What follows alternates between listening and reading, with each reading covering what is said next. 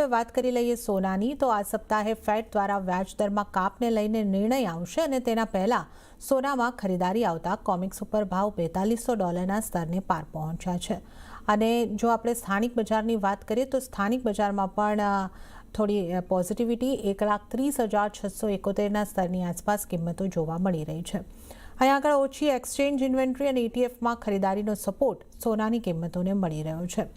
રવિજી, સોનાને તમે કઈ રીતે જોઈ રહ્યા છો? હવે ફેડના આઉટકમની આપણે રાહ જોઈ રહ્યા છે ને એના પહેલાં સોનામાં જે ખરીદારી દેખાઈ રહી છે, તો સોનામાં કયા લેવલ્સ બની શકે અને આપણે અત્યારે કેવી રણનીતિ અપનાવવી જોઈએ સોના માટે?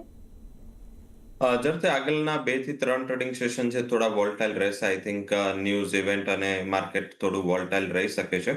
પર્ટિક્યુલર જ્યારે ફેડની પોલિસીથી નજીક હોય ત્યારે સેન્સિટિવિટી અને વોલ્ટાલિટી આ બંને વધતી જાય છે. તો એ વોલ્ટાલિટી આગળના 2-3 સેશન, આપણે 3 સેશન તો એટલીસ્ટ જારી રહેવાની છે, કારણ કે બુધવારે મોડી રાત્રે 12:30 આ પોલિસી આવશે. એટલે આની ઇમ્પેક્ટ છે જે પોલિસીને ઇન્ડિયા જે ડિસ્કાઉન્ટ કરશે ગુરુવારે કરશે.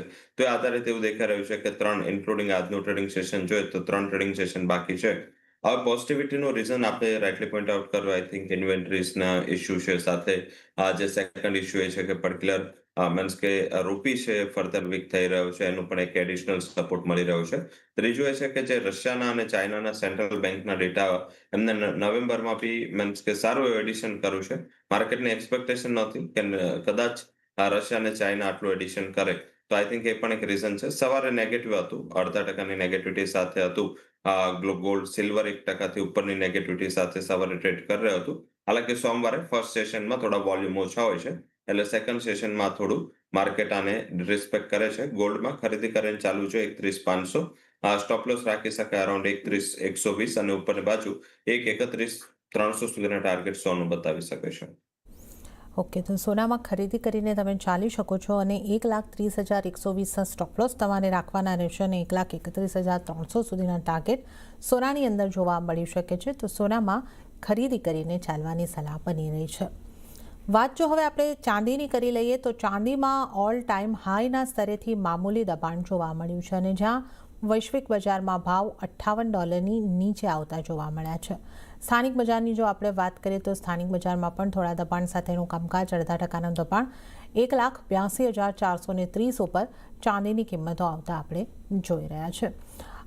રવિજી, સોનામાં થોડી પોઝિટિવિટી છે, પણ ચાંદીમાં અહીંયા આગળથી પ્રેશર આવતું જોવા મળી રહ્યું છે. 0.5%નું દબાણ MCX પર છે, કોમેક્સ પર 5%ની આસપાસનું દબાણ. ચાંદીને આપ કઈ રીતે જુઓ છો અને અહીંયા શું કરવું જોઈએ? ચાંદીમાં દબાણનું રીઝન છે gold silver ratio. At least gold silver વચ્ચે 55,000 સુધીનો difference I think A sustainable ના રહે, અને આટલો મોટો ડિફરન્સ ઓવરબોટ જ ગણાય.